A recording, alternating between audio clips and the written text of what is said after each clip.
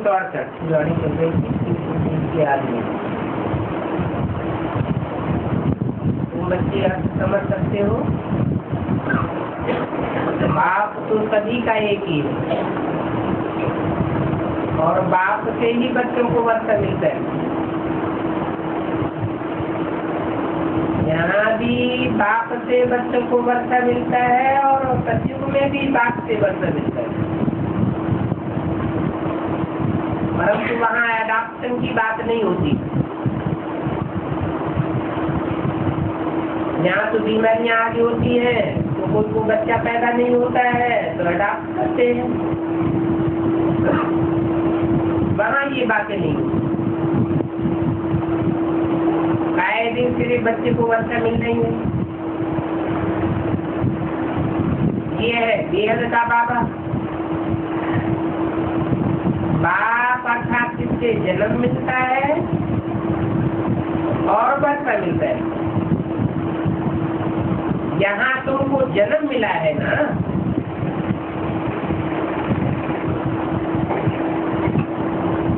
कहाँ? ब्रह्मा से तुमको ब्राह्मण जन्म मिला है ना, परंतु वर्षा तो बाप से मिलता है। ये है मजीवा जन्म। इस बाप के तुम बन गए तो उस बाप से बुद्धियों को तोड़ इनसे जोड़ना होता है।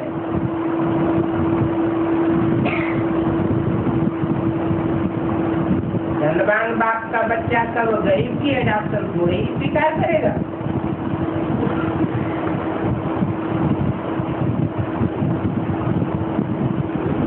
यहाँ बच्चे जानते हैं बाप के बनने से विश्व की बात नहीं मिलती है।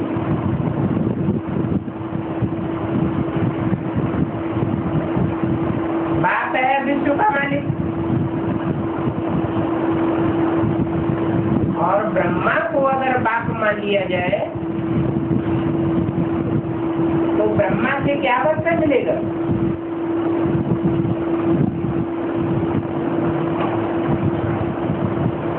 ब्रह्मा से ब्राह्मण बनते हैं। ब्राह्मणों की राजाई नहीं है जो वर्षा मिले। बाप से तो तुमको विश्व की बातें मिल जाती, तो जरूर बाप तुमको पावन भी बना देंगे। बुलाते भी इसीलिए पावन दुनिया में है राजाई, बाकी ये है शांति धाम, परंतु तो शांति धाम का कोई वर्णन नहीं है। वहाँ शांति धाम में कर्मेंद्रियां ही नहीं होती जो कोई पार्ट बजा दे।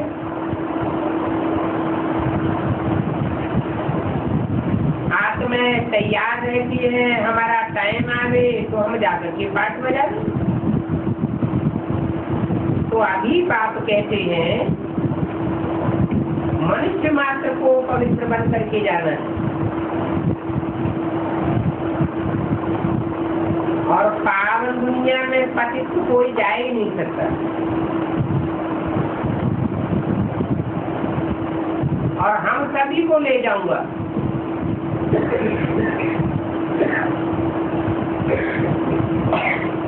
तो पाठ चलना है तो आगे चल करके देखेंगे क्या क्या पाठ चलना है। मूल बात है रास्ता बताना, अंधों की लाठी बनना है। तुम बच्चों को ज्ञान का तीसरा नेत्र मिलता है।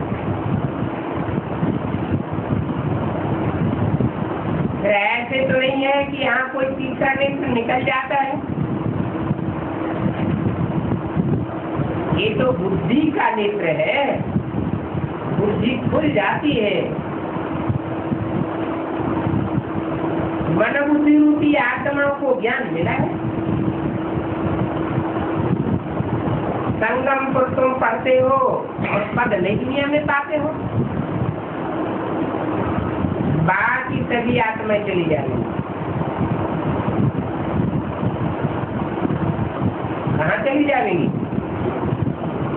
मुक्ति धाम वापस चली जाएंगी, तो मुक्ति पद पा जाएंगे। ये बातें समझाने की कोशिश करते हो, विलायत से भी समझने के लिए आते रहते। हो सकता है कोई समझ ले कि भगवान आया है राजयोग सिखलाने, तो विलायत में भी आवाज फैल जाएगा। विवेक कहता है ढेर के ढेर आएंगे, क्यों लग जाएगी? क्या होता है तो आगे चल करके देखेंगे।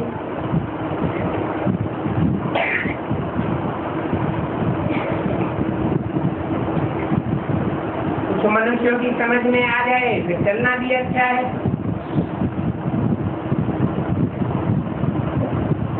समझते हैं बाबा भी कहाँ जंगल में चले, अभी तो अच्छा नहीं लगता है। दिन प्रतिदिन हंगामा जाती होता जाता है।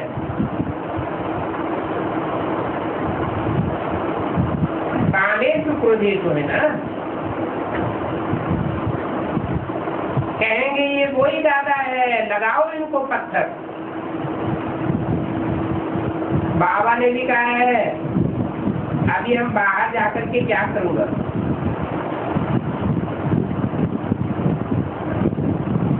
मैं तो अपने बच्चों के बीच में ही आता हूँ। फिर कहते हैं फादर तो सन तो फादर, बच्चों का काम है औरों को समझाना। बाबा ने कहा भी उस समय जब इंदिरा गांधी के नाक को चोट लगी,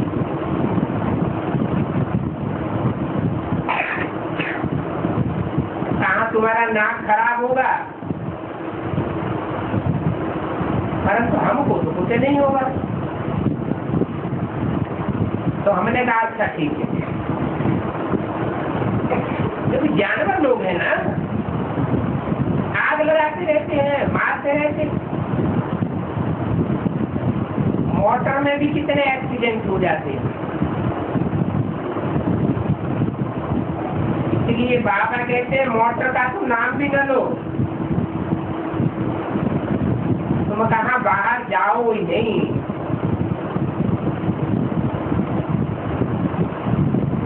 बाबा राय देते हैं अभी बाहर निकलना अच्छा नहीं है।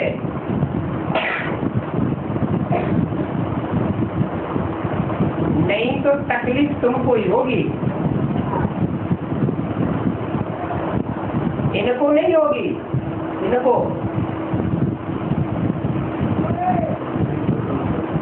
इनको किसके लिए बोलते थे? ब्रह्मा को। इनका तो पार्टी है चैन की बंसी बजाने का, तो पाठ पूरा हुआ। तो अभी बच्चों को ये बेहद का धंधा करना है। सभी को पैगाम देना है। और बोले हमको शांति चाहिए तो चित्र के सामने उनको बैठा दो। इनके राज्य में विश्व में शांति थी, इनके राज्य में लक्ष्मी नारायण के राज्य में विश्व में शांति थी। गीता में लिखा हुआ है भगवान ने नर अर्जुन को नारायण जैसा बनाने के लिए राजयोग सिखाया। तो उनसे पूछना पड़े लक्ष्मी नारायण का राज्य कब था? कहेंगे शास्त्रों में लिखा है सतयुग आज में था। तो सतयुग आज में ही गीता ज्ञान दिया होगा। द्वापर के अंत में तो गीता ज्ञान नहीं दिया होगा, जो आकर के कलयुग पापी युग की स्थापना करे।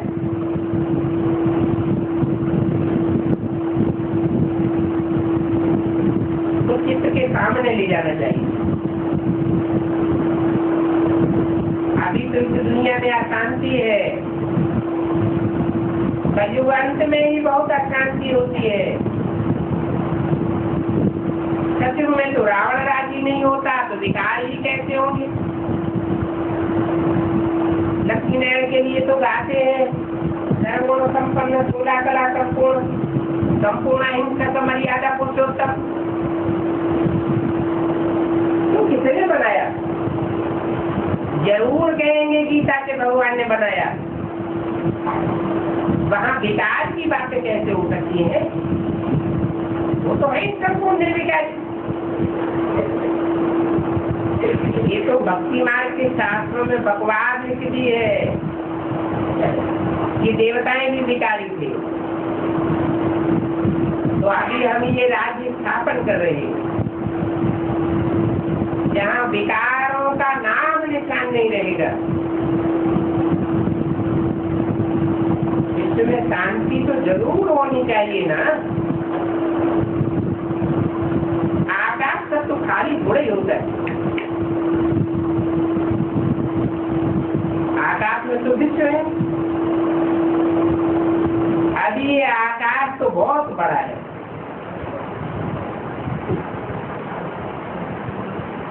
दुनिया भी बहुत बड़ी है, पहले छोटी थी। दुनिया में पवित्रता सुख शांति सब कुछ था। अभी हमको भी राम राज्य में चलना है।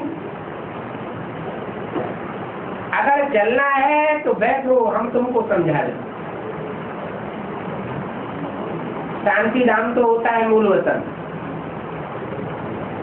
वहाँ आत्माएं अपने मूल रूप में रहती हैं, पिंड रूप में रहती हैं। इस विश्व में आओ तो सुख और शांति दोनों होता है। सत्य बोलो, समझना बहुत सहज है। बाप की नजर तो बेहद में जाती है। समझते हैं इतनी सभी आत्माओं को ले जाना है। इतना चिल्लाते रहते हैं, साहूकार तो चिल्लाते नहीं। तो जो यहाँ चिल्लाते नहीं है उनको तो वहाँ पाई पैसे का पद मिल जाएगा। ये शंकराचार्य जो गद्दी पर बैठे हुए हैं वो वहाँ क्या बनेंगे? ये भी पिछाड़ी में तमोप्रधान समय में ही आवेंगे। जो अच्छा पहले नंबर वाला शंकराचार्य होगा वो थोड़ा ही भक्ति करता होगा।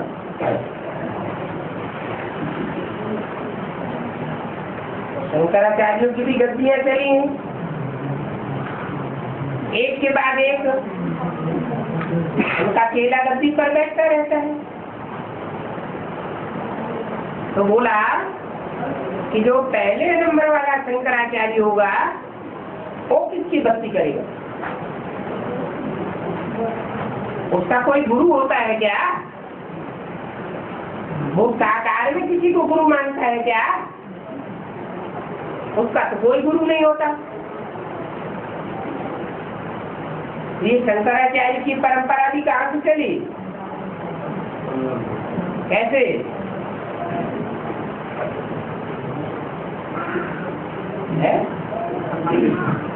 हाँ, संगम में घूमे। ये परंपरा कैसे चली? कौन आते?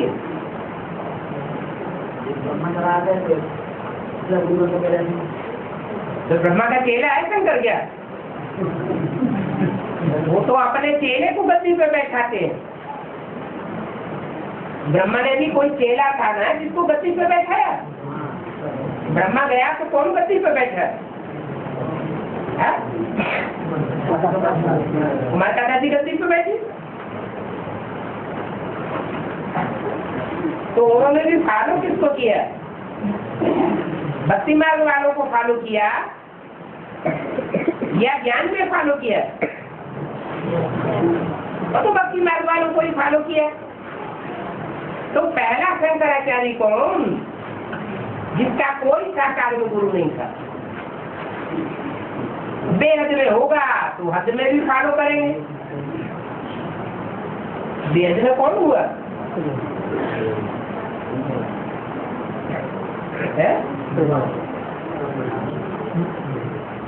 जो यज्ञ के आदि में भी था, जिसको पढ़ाई पढ़ाने वाला कोई नहीं था, और एडवांस के आदि में भी एक ही है जिसको पढ़ाई पढ़ाने वाला कोई भी नहीं साकार में होता। तो पहला तो कोई देहधारी साकार की पूजा नहीं करता होगा। ये बाद के शंकराचार्य हैं जो अपने गुरुओं की पूजा भी करते रहते हैं। पहले गवर्नमेंट सर्वेंट था,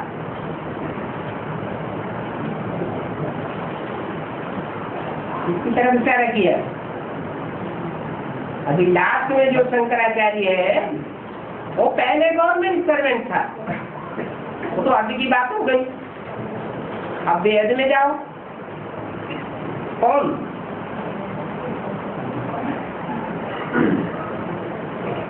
जगदीश भाई आखिरी नारायण है ना, तो पहले गवर्नमेंट सर्वेंट था, अभी इनको गद्दी मिली है, आचार्य की गद्दी मिली है। देश में सबसे ज्यादा नॉलेज में पावरफुल कौन माना जाता था?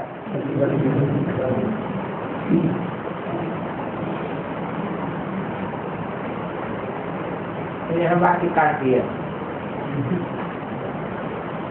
उनका शिष्य है, इतना होशियार न होगा तो उनको गद्दी दे दिए।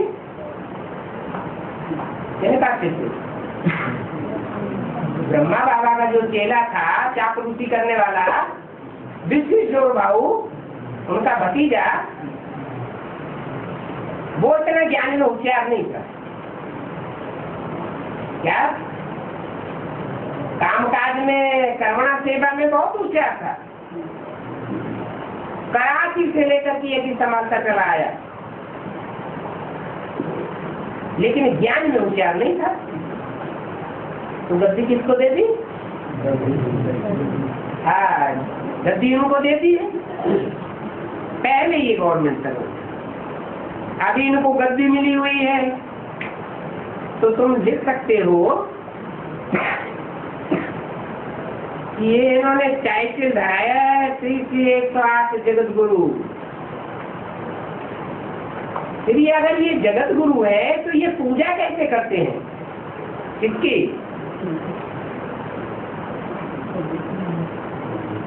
ब्रह्मा का चित्र बना करके पूजा करते ना। इनको 100-200 चिट्ठियां जानी चाहिए। 1-2-4 चिट्ठियां भेजेंगे तो ये उनमें ध्यान लगावेंगे नहीं।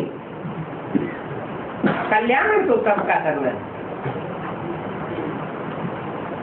नई दुनिया में सब पूज्य होते हैं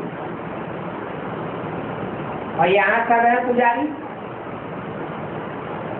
पुजारी सब दुर्गति को पाए हुए हैं। जो पूज्य होते हैं वो सदगति को पाते हैं। तो युक्ति से उनकी चुनरी पहननी चाहिए, इसमें डरने की बात नहीं है। तुम कोई से भी पूछ सकते हो तुमको क्या चाहिए। तुम अथॉरिटी हो, पूछो। सुख चाहिए, शांति चाहिए। इस दुनिया में सुख और शांति कब थी?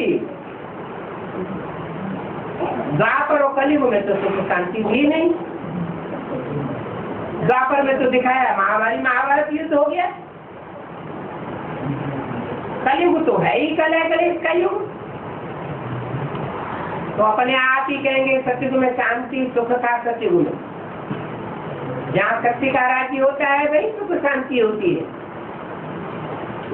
अच्छा, बच्चों को गुड मॉर्निंग।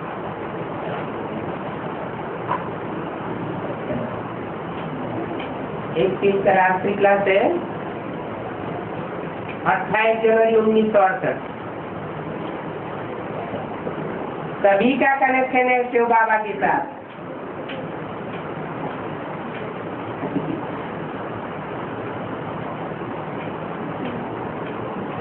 सभी का माना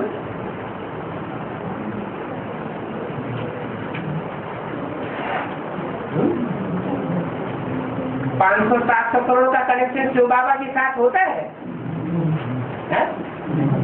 नहीं होता। अगर कनेक्शन नहीं होगा तो मनुष्य मात्र को गति सदगति मिलेगी? मिल जाएगी। माना जो भी मनुष्य मात्र की आत्माएं हैं, आदि नहीं, मध्य में नहीं तो अंत में जरूर सबका बुद्धियोग का कनेक्शन एक शिव बाबा के साथ होना जरूर है। जब तक शिव बाबा के खजाने में जमा न हो तो उनका कुछ भी बनता नहीं है। तुम्हारा तो शिव बाबा के साथ कनेक्शन है ब्रह्मा द्वारा। क्या तुम्हारा मीडिया कौन है? तुम्हारा मीडिया है ब्रह्मा। क्यों? अकेले डायरेक्ट शिव बाबा के साथ क्यों नहीं?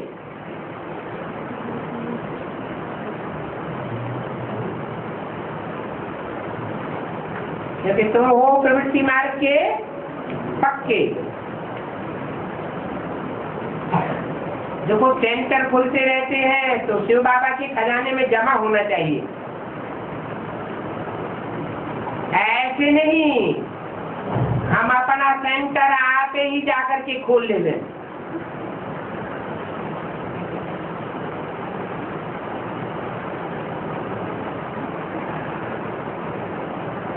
जैसे लीला है, कुछ भी करती है, जो मिलता है, परंतु उनका जमा तो कुछ भी नहीं होता।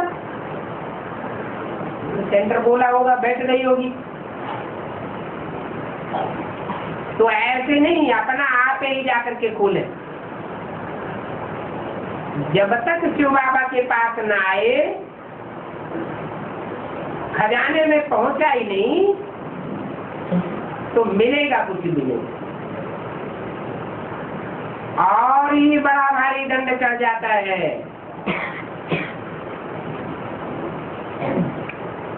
ऐसे नहीं,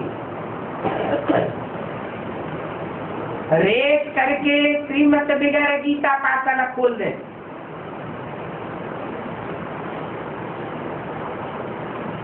या सेंटर खोल दिया,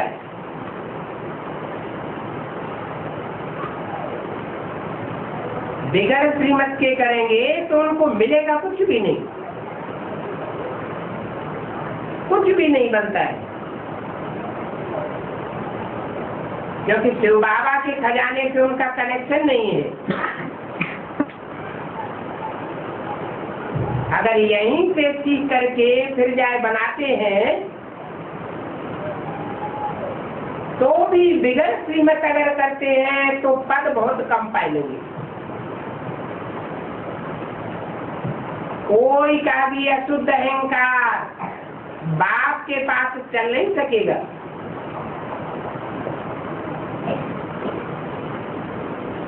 क्योंकि बाप तो समर्थ है ना, बच्चे तो नंबर ला रहे हैं।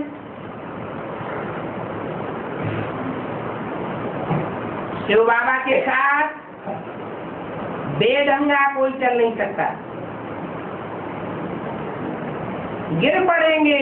क्योंकि शिव बाबा एक ही हस्ती है।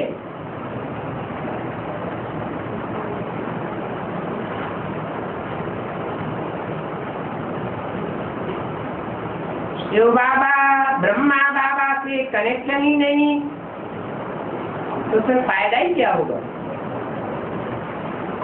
और ही गिर पड़ेंगे। ये अशुद्ध अहंकार कोई के भी बाप के साथ चल नहीं सकता। पुरुषार्थ रहता है कैसे भी करके बाप से हम ऊंच से ऊंच पद पाए ले रहे। दैहिक गुण धारक है, परंतु लड़ने झगड़ने वाले क्या पद पाए सकेंगे। इसलिए बाप कहते हैं बहुत बहुत मीठा बनना है। बाप याद की यात्रा समझाते हैं,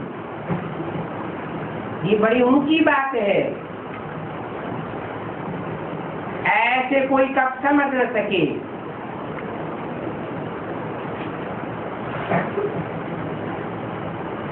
बाप ही समझाते हैं कि पढ़ाई से ये ऊंच पद मिल सकता है, विश्व का मालिक बनना है ना, इसमें गुप्त बड़ी भारी मेहनत है। स्वभाव संस्कार को बदलना बड़ा मुश्किल है। देह अभिमान के साथ फिर और भी विकार आ जाते हैं। फिर उनको कितना भी समझाओ उनका पूछ सीधा होता ही नहीं। बाबा कितना क्लियर करके समझाते हैं, है तो बहुत सहज बात, परंतु मेहनत बहुत है। आत्माभिमानी बनना है ना, आत्माभिमानी बनकर के नहीं सुनेंगे तो धारणा में इतना बल नहीं भरेगा, इतना असर नहीं होगा। आत्मा में संस्कार धारण होते हैं ना। देह अभिमान के कारण मनुष्यों की देखो क्या हालत हो गई। अभी फिर आत्माभिमानी बनने से तुम कितना उच्च पद पाते हो।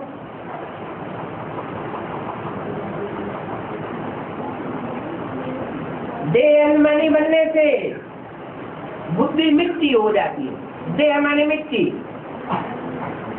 आत्माभिमानी बनने से तुम्हारी बुद्धि सूक्ष्म हो जाती है।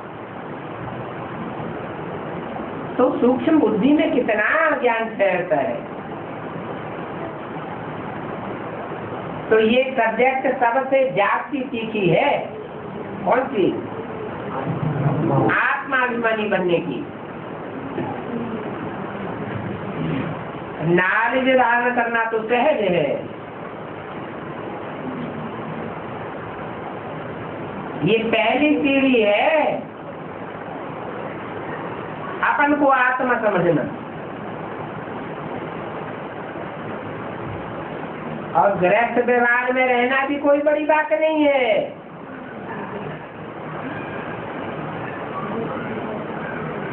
पहले भी समझाया फिर समझाया,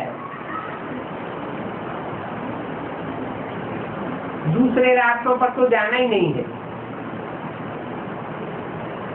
जो क्रिश्चियन लोग होते हैं वो बाइबल के सिवाय और कोई ग्रंथ नहीं उठाते हैं। उनकी बुद्धि में धर्म पिता भी एक रहता है, उनका धर्म भी एक, उनका धर्म ग्रंथ भी एक ही होता है। तुमको भी कोई शास्त्र आदि की दरकार नहीं है।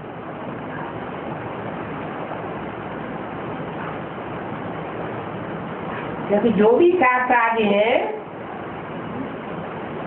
वो सब मनुष्यों के बनाए हुए हैं।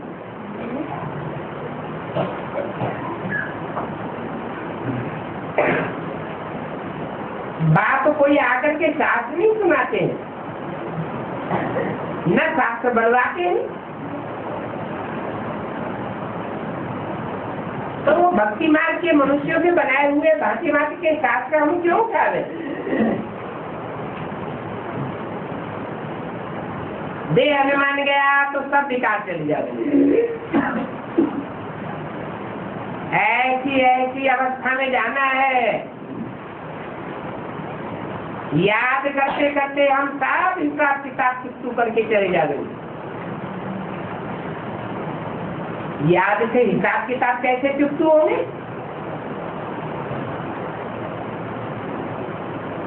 वो धर्म पिताएं आए, उनके फॉलोअर्स ने याद किया, अभी भी क्राइस्ट के चित्र लगाते रहते हैं। गिरजाघर बनवाते रहते हैं, तो उनकी याद से पाप कर्म भस्म हो गए क्या? अच्छा, देवताओं के चित्र बनाते हैं, मूर्तियां बनाते हैं, मंदिर बनाते हैं, उनकी याद करने से पाप कर्म भस्म हुए क्या? क्यों नहीं भस्म हुए? क्योंकि वो धर्म पिताएं, वो देवताएं सब नीचे गिरने वाले हैं। कोई भी ऊपर उठने वाला खुद ही नहीं है, तो उनकी याद करने से कोई ऊपर उठ सकता है क्या? नहीं ऊपर उठ सकता। ये तो एक बात ही है जो अकर्ता है, अभोक्ता है। कोई भी पतित से पतित तन में प्रवेश करता है, नाम ब्रह्मा रखता है, कर्म करता है, परंतु कर्मेंद्रियों का लेप उस पर नहीं लगता। और जो भी मनुष्य मात्र है, चाहे देवताएं हैं, सबके ऊपर कर्मेंद्रियों का लेप लगता है। देवताई जन्म में नहीं लगेगा तो जन्म लेते लेते जब नीचे गिरेंगे तब लगेगा। नीचे सबको गिरना है, परंतु एक बाप ऐसा पाठ बजाता है जिस पर कोई कर्मेंद्रियों का लेप नहीं लगता और नीचे गिरने का तो सवाल ही नहीं। तो ऐसे बाप की याद में रहेंगे तो तुम्हारे भी सारे पाप कट जाएंगे, भस्म हो जाएंगे। वहां सचिव में तो विकार की बात ही नहीं होगी। अभी तुम पाप की याद के बल से सारे विश्व को पवित्र बनाते हो। ऐसे नहीं, मन बुद्धि रूपी आत्मा ही पवित्र बनेगी, नहीं, पहले आत्मा पवित्र बनेगी और बाद में संगत की याद से सारे विश्व का वायुमंडल पवित्र बनता जाएगा। सारा वातावरण पवित्र बनेगा तो 5 तत्व भी पावन बनते जाएंगे।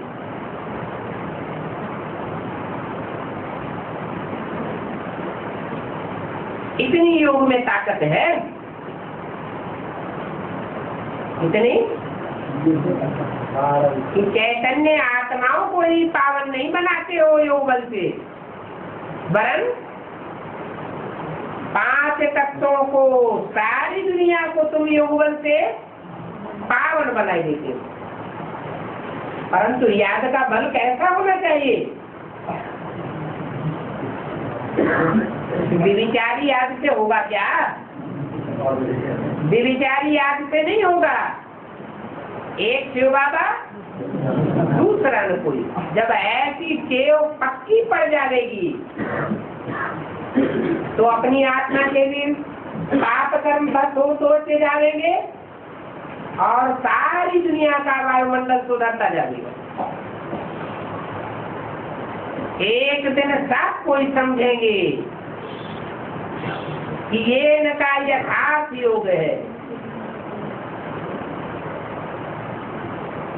बाकी सबका योग।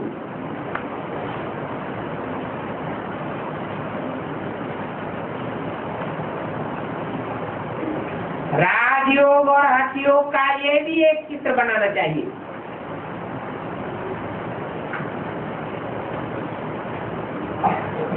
हठयोगियों को देखा तो होगा,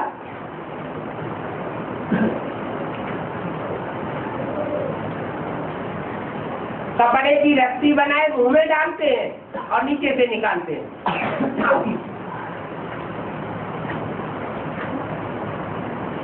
ढेर सारी रस्सी बंदर खाते हो, ये कैसे करते हैं? देखना चाहिए ये क्या क्या सिखलाते रहते हैं।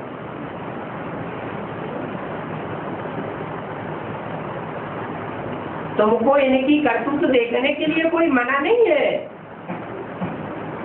ऐसे नहीं कि तुम हठयोगियों की हठयोग को देखेंगे तो तुमको कोई लेप चेप लग जाएगा।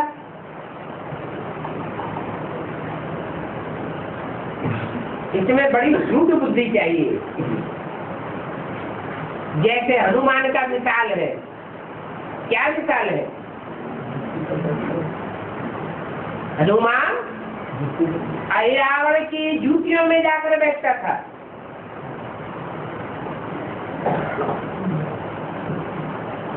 दिखाती है उनको कोई हिला ही नहीं सका। तुम भी महावीर हो ना, बहुत बहादुर चाहिए, निडर भी हो, परंतु देहभान होता है तो डर जाते। देहभान नहीं होगा तो डर लगेगा ही नहीं। ज्ञान से घिराव डालना है।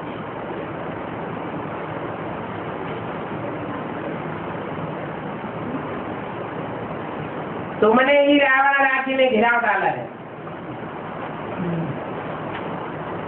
तुम जरूर विजय पावेंगे।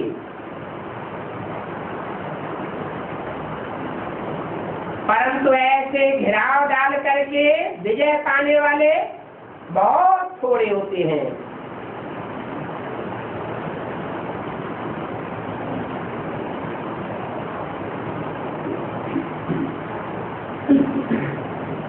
रावण के घेरे में बिगड़ पूछे तो कोई जा ही नहीं सके,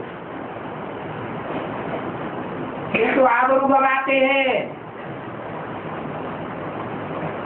अपनी चलन और वातावरण से। होता तो सब ड्रामानुसारी, जो सर्विस फील्ड पर है उन्हीं की बात है। आगे चल करके ऐसे ऐसे क्लियर चित्र निकलेंगे जो चित्र के सामने खड़े होते ही आप ही समझ जाते। सबकी वाणी है, हर सच की वाणी है। शुरुआत की उस समय प्रदर्शनी के चित्र इतने ढेर के ढेर नहीं बने थे जो मेले में दिखाए जाते। 4 चित्र ही बनकर के तैयार हुए थे,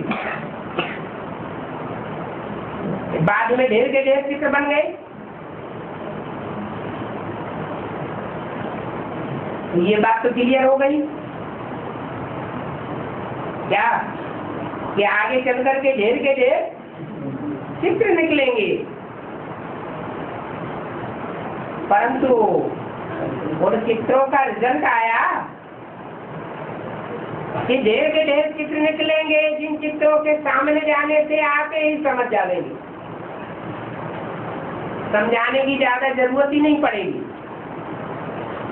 ऐसे होता है क्या? हुआ है? नहीं हुआ। क्यों नहीं हुआ? भगवान के महावासी झूठे हो गए क्या? है? अभी तो जड़ चित्रों की बात नहीं है। आगे चल करके ऐसे चैतन्य चित्र ट्रांसलाइट के निकलेंगे जैसे क्राइस्ट का चेहरा देखते ही क्रिश्चियंस को धर्म पिता के ऊपर विश्वास हो गया। महात्मा बुद्ध का चित्र देखते ही बौद्धियों को पक्का निश्चय हो गया। ऐसे ही वो धर्म पिताएं तो फिर भी मानवीय धर्म पिताएं थे, मानवीय धर्म स्थापन किया, उन्होंने कोई देवता धर्म स्थापन नहीं किया।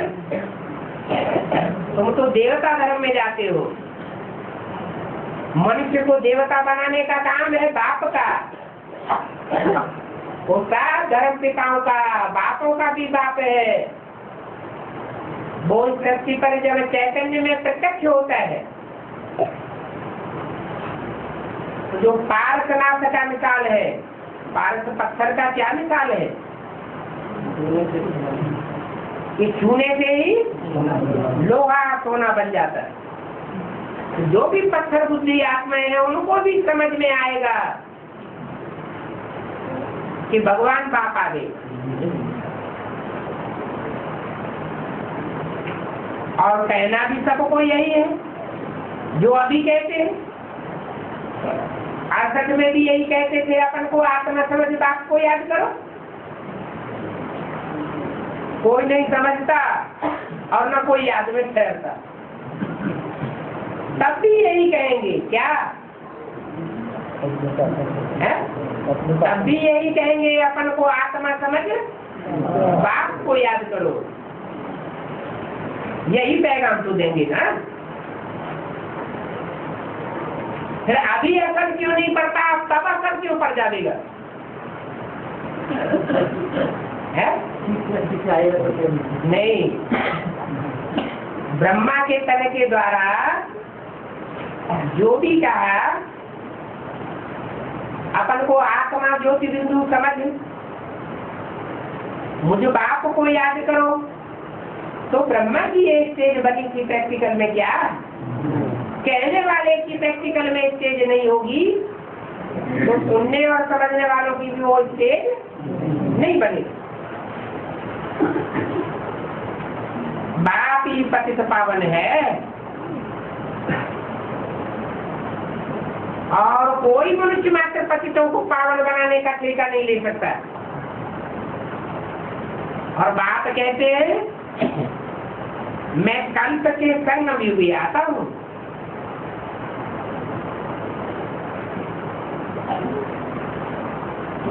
आता हूँ एक एक कल्प के संग में युगे, और उन्होंने शास्त्रों में लिख दिया है युगे युगे। ऐसे कैसे लिख दिया? वास्तव में एक कल्प में होते हैं 4 युग। 4 युग पूरे होने के बाद कल्प पूरा होता है। हर कल्प के बाद मैं आता तो हूँ, परंतु जब आता हूँ तो 4 युगों की शूटिंग कराता हूँ और हर एक युग की शूटिंग में 4 अवस्थाएं जुड़ी हुई है।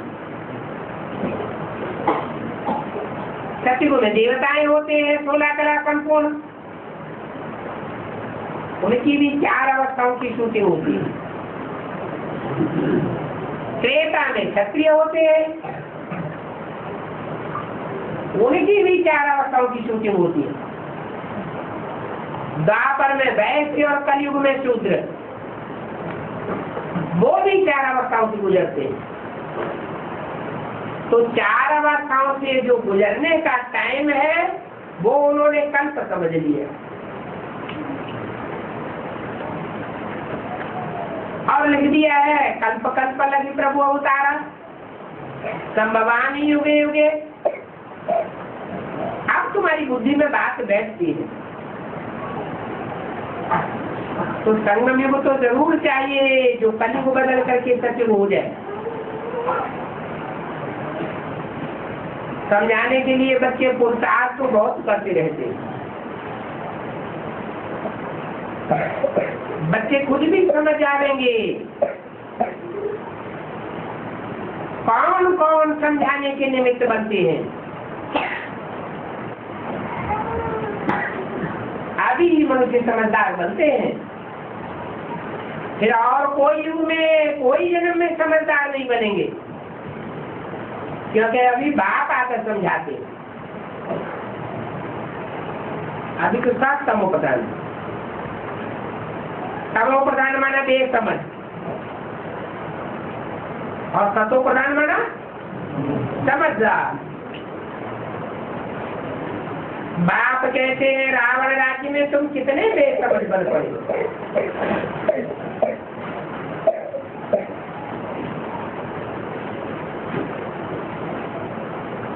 जो बेसमझ होते हैं बाप को कुछ नहीं समझते तो वो तो समझ कर नहीं सकते। सर्विस फील्ड पर उतरेंगे ही नहीं। अगर कुछ बात को समझा होगा तो सर्विस में जरूर उतरेंगे। सर्विस करने वाले बच्चे ही बाप के दिल पर चढ़ते हैं। भले ऐसे बच्चे देरी से आते हो, कोई जरूरी नहीं आदि में ही आ जावे या मध्य में आ जावे, कोई लास्ट में भी आते हैं और बहुत फास्ट चले जाते हैं और ही पीछे हो जाते हैं, गैलअप करते रहते हैं। इसका क्या कारण है? लौकिक दुनिया में तो ऐसा होता नहीं कि परीक्षा के टाइम पर कोई स्टूडेंट स्कूल ज्वाइन करे और तीखा चला जाए।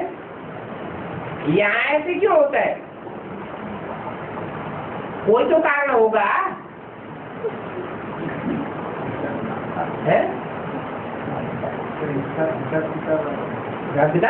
क्या हिसाब किताब?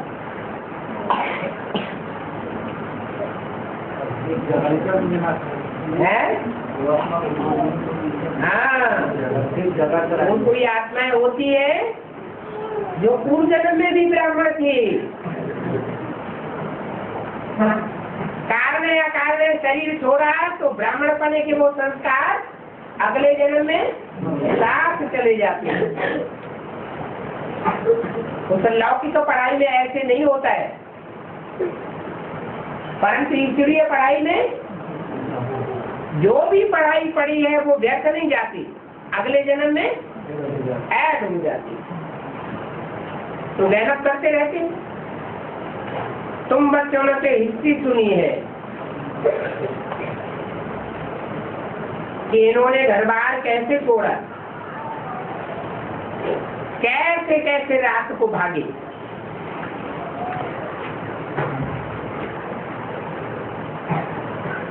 फिर इतने बच्चों को बैठ पाला, इसको ही भर्ती कहा जाता है। फिर भर्ती से नंबरवार निकलते हैं। अच्छा, मीठे मीठे रूहानी बच्चों को रूहानी बाप व दादा का याद प्यार गुड मॉर्निंग। रूहानी बाप की रूहानी बच्चों को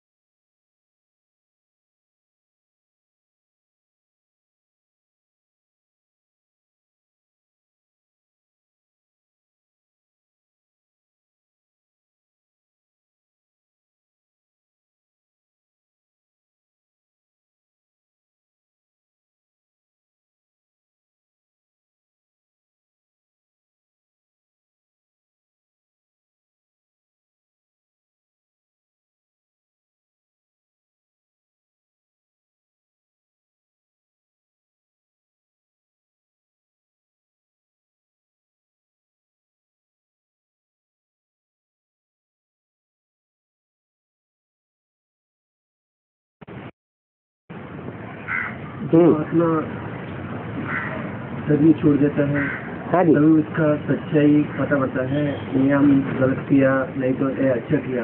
फिर वो आत्मा किसी में प्रवेश करके हम जो गलत किया, वो गलत को वो मिटाएगा नहीं मिटाएगा, मतलब वो सही तरीके से चलाएगा नहीं चलाएगा। कौन सी आत्मा की बात कर रहे हैं? 63 जन्म की बात कर रहे हैं या संगम युग की बात कर रहे हैं? संगम युग की होता है तो जैडिश भाई की बात छोड़ी बोलिए। और वो शरीर छोड़ दिया, वो शरीर छोड़ने के बाद हमने बाप को पहचाना नहीं है, बाप को प्रत्यक्ष करना है, प्रत्यक्ष नहीं कर पाया। फिर वो किसी में प्रवेश करके प्रत्यक्ष करने के वो लगेगा नहीं लगेगा? वो प्रवेश भी करेगा तो अपने ग्रुप वालों में ही प्रवेश करेगा या कोई में भी प्रवेश कर सकती है आत्मा? अपने ग्रुप वाले तो सपोर्ट करेगा। जो भी भूत प्रेत बनते हैं, सूक्ष्म शरीरधारी होते हैं, वो सब में प्रवेश कर सकते हैं या कोई उनका ग्रुप विशेष है जिसमें ही प्रवेश कर सकते हैं? जो जिसका सपोर्ट करता है उसी में प्रवेश कर सकते हैं।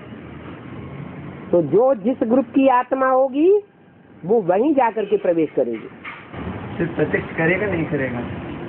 जब उनका नंबर आवेगा तो प्रत्यक्ष करेंगी। उनको हमने ये गलत किया, वो महसूस भी किया। महसूस नहीं हो रहा है तभी तो। महसूस अगर नहीं हो रहा हो तो संदेशी में आके वो आत्मा क्यों बोल रही है कि मैं जो करना चाहता था वो कर नहीं सका? कब तक करना चाहते रहते हैं, वो कौन सा नहीं कर पाया? बाप को प्रत्यक्ष करना चाहते थे, नहीं कर पाया। फिर ये बोलना चाहिए ना, बाप कहाँ है? बाप कहाँ है, कौन सा पार्टदारी है? वो तो उनको जानकारी है, सूक्ष्म शरीरदारी है, उनको जानकारी है। वो तो कुछ ना कुछ वो भी नंबरवार जानकारी बनेगी। जब प्रवेश करते करते एडवांस की आत्माओं में प्रवेश करते करते उनको जानकारी मिलेगी तभी तो जानेंगे, एकदम जानेंगे। और एडवांस में जो बात होता है, एडवांस में होते ही भी बाप को जो व्यतिरेक करने वाला भी होता है। एडवांस में रहते तो भी जो बाप की जो पार्ट होता है उसको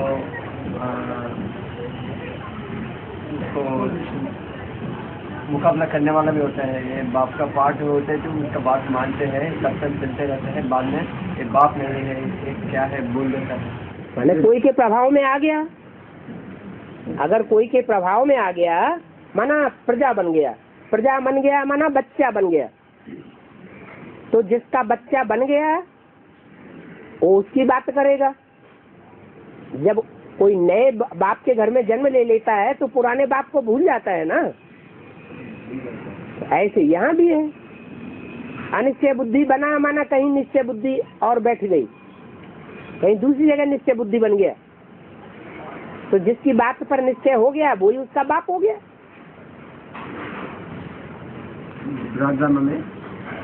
ड्रामा में ऐसे ही होगा, संकल्पों से सृष्टि रची जा रही है। और कुछ लोग टेलीविजन आदि देखते रहता है, पृथ्वीराज चौहान है, कुछ अच्छा सीरियल खेलते रहता है। वो सीरियल देखते देखते उसको महसूस भी होता है, जैसा ऐसा अपने जैसा महसूस होता है। ये पार्ट हमारा जैसा लग रहा है, ये पार्ट हमने बजाया हो सकता है, ऐसा महसूस होता है यहाँ। फिर राजमा में भी होता है क्या, यहाँ महसूस होता है उसको, ये पार्ट हमारा जैसा लग रहा है। नारायण एक बनता है, लेकिन नारायण जैसे और भी बनते हैं या नहीं बनते हैं, तो उनको वो महसूस नहीं हो सकता। लेकिन एवर लास्टिंग अंत तक ये महसूस होता रहे तब बात है।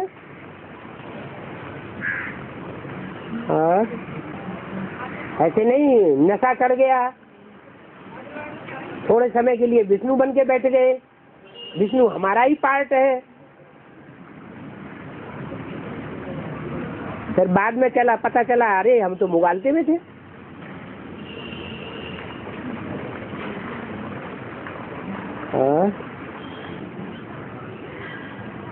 तो पृथ्वीराज सीरियल आदि तो जो सीरियल चले हैं ये तामसी दुनिया वालों ने बनाए हैं या सात्विक स्टेज में बने हैं? और पृथ्वीराज का इतिहास में जो तबाका हुआ है वो कौन से युग की बात है? कलयुग की बात है। कलयुग में जो आत्मा पार्ट बजाएगी वो तामसी पार्ट बजाएगी या सात्विक पार्ट बजाएगी? वही बात है, अभी जो शेर है मैं उसका मुकाबला करता है। जो सांप होता है, छोटा सांप है, बड़ा सांप है, उसका ये जरूर करेगा। मतलब वो तो पावरफुल है। एक है संगम युग में शेर का पार्ट और एक है द्वापर में शेर का पार्ट और एक है कलयुग में शेर का पार्ट। हम कौन से रूप को अपना एम ऑब्जेक्ट बना करके चले, उसमें ज्यादा फायदा है? जो उसको संगम युग का ही होगा ना। तो कलयुगी दुनिया के जो हीरो पार्टधारी है उनमें हमें बुद्धि अपनी क्यों ले जानी चाहिए कि हमारा ये पार्ट है? एक ही ऊंच से ऊंच पार्ट पकड़ ले। हर आत्मा 84 जन्मों में एक जन्म में सबसे ऊंचा पार्ट बजाती है और बाकी जन्म में नंबरवार पार्ट बजाती है। तो अगर हर आत्मा का अपना एक जन्म जो ऊंच से ऊंचे है, जो परमपिता परमात्मा हमें आकर के बताते हैं, उस पर अगर एम ऑब्जेक्ट बना रहे तो बाकी तो अपने आप हो जाएगा। पृथ्वीराज सीरियल देखा, उसमें नमक मिर्च मसाला कितना मिला हुआ है। जैसे कि एक उपन्यास हो गया, जैसे कि एक फिल्म हो गई, वो तो पैसे कमाने के लिए बनाया है या विश्व के कल्याण के लिए बनाया है? उनका लक्ष्य क्या है बनाने वालों का? पैसा कमाने के लिए। ऐसी जगह छोड़ते हैं सीरियल को जहाँ उत्सुकता बनी रहे आगे क्या होगा।